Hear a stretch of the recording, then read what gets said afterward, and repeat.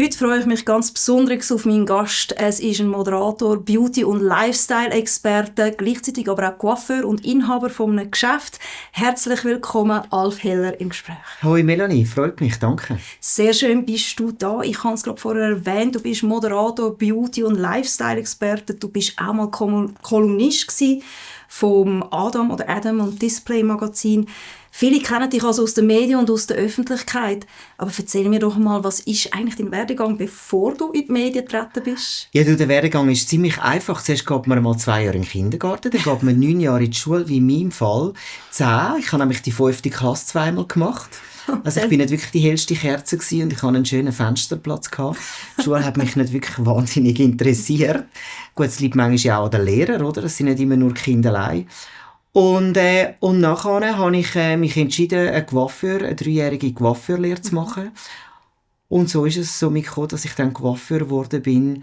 Und bis ich 21 war, bin ich wieder noch 2 Jahre ausgelernt in diesem Betrieb gewesen und habe mich dann, denn sie wissen nicht, was sie tun, mit 21 mich selbstständig gemacht. Sie wissen nicht, was sie tun. Ja, über das Unternehmertum reden wir später noch ein bisschen. Aber was hat dich dann nachher dazu bewogen, in die Entertainment-Branche zu gehen? Es hat mich eigentlich gar nicht dazu bewogen. Es ist einfach ganz natürlich passiert. Ein Kollege hat mich heimlich angemeldet für ein Casting für ein Radio.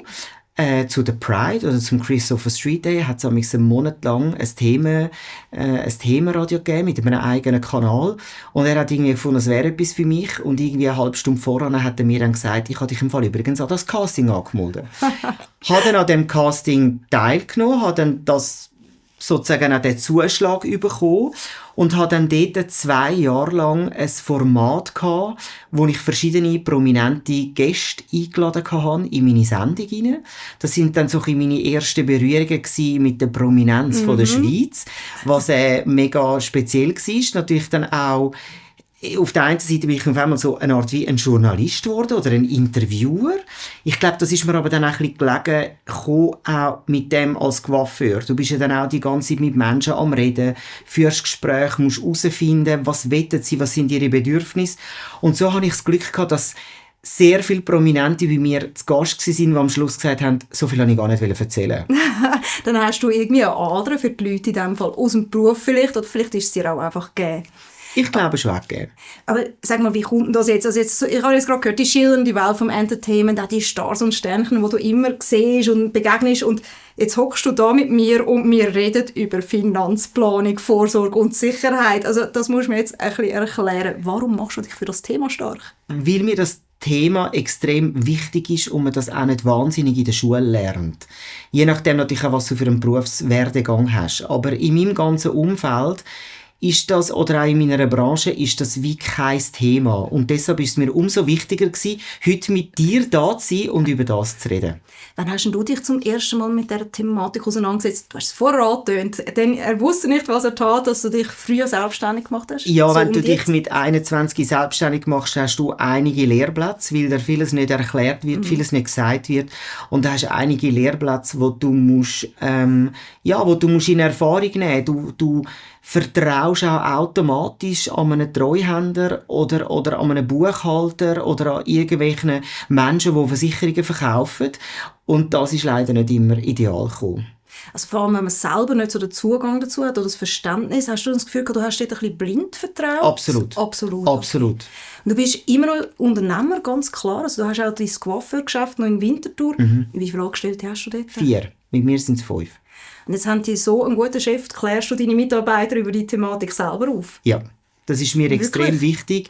Sehr transparent sein. Es hat es auch schon gegeben, dass ich Mitarbeiterinnen hatte, die halt Teilzeit angestellt sind und dann unter einem BVG-pflichtigen Lohn sind. Ja. Und dann führe ich mit ihnen wie ein privates Gespräch und sage hey, es geht mich eigentlich nicht an, ich will dir auch nicht zu nahe treten, aber es ist ganz, ganz wichtig, dich darauf aufmerksam machen, was für dich das bedeutet und wie du selber etwas dafür machen kannst. Wenn du meine Hilfe willst, bin ich für dich da, aber selbstverständlich ist es etwas, was du für dich selber entscheiden musst. Also ich finde das enorm vorbildlich, dass man auch als Chef an seine Mitarbeiter denkt und so weiterdenkt. Ich möchte da auch noch auf deine Situation eingehen. Also da hat es Teilzeitangestellte, vielleicht eher ein tiefes Einkommenssegment. Die Situationen sind ja bei allen ein bisschen anders. du jetzt persönlich, du hast kein Kind, ist das richtig? Nein. Du lebst aber mit deinem Mann zusammen. Genau. Und ich weiss, ich habe von dir erfahren, ihr habt zeremoniell geheiratet. Und wie? Und wie ein grosses Fest. Ich habe es gehört. Ein bisschen schade, dass ich nicht dort war. Vielleicht kommt ja noch mal eins. Vielleicht kommt noch mal eins. Aber ihr habt nicht standesamtlich geheiratet. Also offiziell oder rechtlich gesehen lebt ihr im Konkubinat. Genau. Mit den entsprechenden Vor- und Nachteilen. Ja. Sind ihr euch denen bewusst? Sehr. Sehr bewusst. Wir mussten sich dann wirklich schlau machen, was Pro und Contra ist.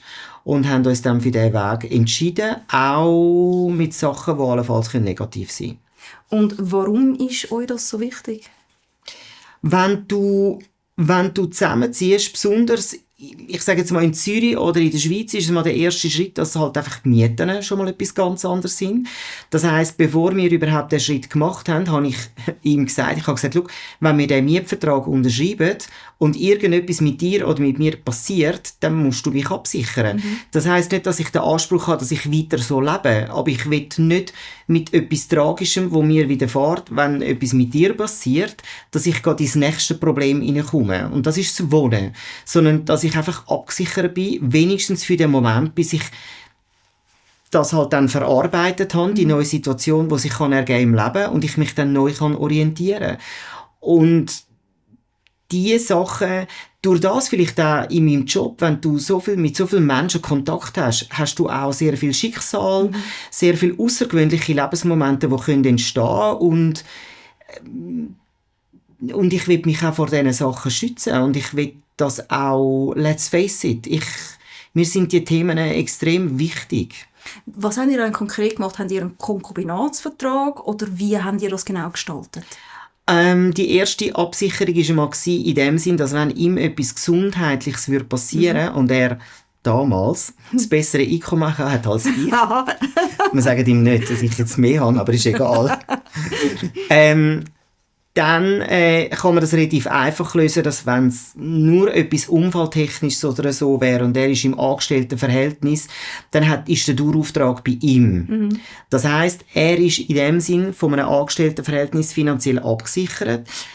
Sagen wir jetzt einfach mal, er hat einen Unfall und wäre im Koma. Das heisst, der Dauerauftrag wird weiterhin bestehen. Und es ist nicht umgekehrt, dass auf einmal kein Geld mehr zu mir kommt oder so. Dass wir einfach diese Sachen miteinander abgesichert haben, schriftlich, dass das einfach schriftlich festgehalten ist. Ja. Genau. Es ist enorm weitsichtig, wie ihr da denkt, aber du betonst das sehr schön. Oder? Es sind natürlich Situationen, wo man sich nicht wünscht, aber auf keinen Fall. Nun mal passieren könnten. Absolut, und sie sind sehr schnell passiert und genau dann, wenn du es nicht willst.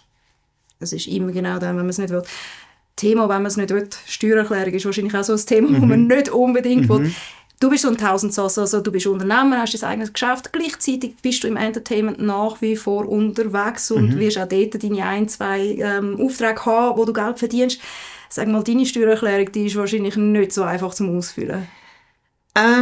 Ich finde im Fall, es geht, weil am Schluss sind es nichts anderes wie einfach all die Einnahmen, die zusammenkommen und all die Abgaben, die du darfst gesetzlich machen. Und für das habe ich jetzt mittlerweile einen Partner gefunden, wo ich das Vertrauen habe. Also das heisst, du machst es nicht mehr selber? Nein, ich habe das noch nie selber gemacht. Noch gar nie selber gemacht? Nein, und ich habe meine wie sagst du dem? Meine Lehrplätze gezogen von Leuten, die mich nicht wirklich sehr gut beraten haben. Es hat einen Moment gegeben, der für mich sehr einschneidend war, als ich mal das Geschäft auch verkauft habe. Da ist ein Gewinn gekommen und leider hat mich niemand beraten, was das bedeutet, und die Steuerämter und alle, die dazugehört haben, extrem Freude gehabt. Und ich habe dann sehr, sehr, sehr viel gelernt aus dem. Man hat mich nicht darauf hingewiesen, dass du vielleicht noch mehr, also gewisse Sachen kannst aufspalten, du könntest noch mehr irgendwelche Lücken einzahlen, du kannst über einen Gewinn von einem Verkauf andere Investitionen tätigen, sondern es ist einfach als mein Einkommen dann da eingegangen und ich hatte keinen Plan gehabt, was das effektiv bedeutet. Und das war teuer gewesen. Also der Lehrplatz war sehr teuer gewesen. So rückblickend wäre es schön gewesen, wärst du gut beraten gewesen in diesem Moment. Und ich habe eigentlich das auch gehofft, dass ich, dass wenn ich ein Kunde bin in einem Betrieb, dass ich bin automatisch von dem ausgegangen, oder? Das ist wie in meinem Job, oder? Wenn jemand von dunkel auf hell will oder eine extreme Veränderung, muss ich dich hinweisen, was mit deinen Haaren passieren könnte. Und das hätte ich mir leider erwünscht gehabt. Hoffen wir, dass du aktuell besser beraten wirst, vor allem, dass man auch langfristig beraten wird. Ich meine, du wirkst auf mich wahnsinnig reflektiert und auch sehr weitsichtig in deiner Denkweise. Sicherlich auch wegen diesen Lehrplätzen, die du zahlen hast müssen. Darum bin ich aber auch recht überzeugt, dass du auch für die nächsten Jahre sehr konkrete Pläne hast. Wie sieht das bei dir aus? Was darf man vom Alf Heller in der Zukunft erwarten? Also ein Teil geht sicher einmal darum, dass alles, was so in der Entertainment-Branche ist oder in dieser schillernden, lässigen Küppli-Welt, dass ich glaube noch ein paar Jahre dort darf unterwegs sein, weil ich es einfach wahnsinnig spannend finde, Menschen gerne habe und sehr, sehr kreativ unterwegs bin. Und tatsächlich ist momentan der nächste Schritt, den ich plane. Und das ist dann eigentlich der letzte Lebensabschnitt.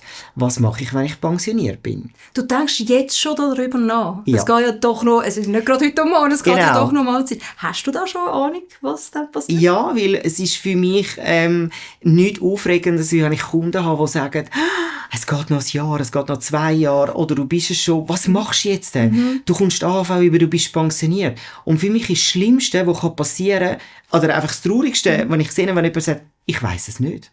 Dann denke ich so, hey, Moment, aber du hast geschafft, du hast gelebt, du hast dies und jenes, und du weisst nicht, was du jetzt machst.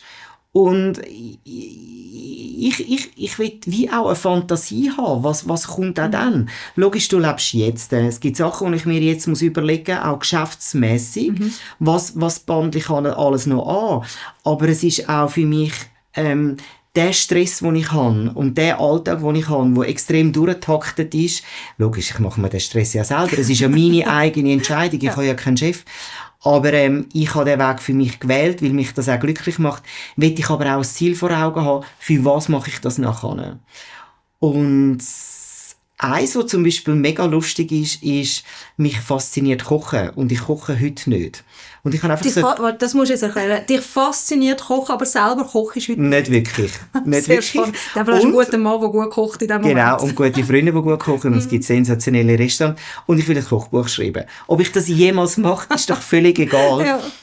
Aber mein Leben hat sich extrem geprägt als Kind, wo Fantasien hat und Träume hat.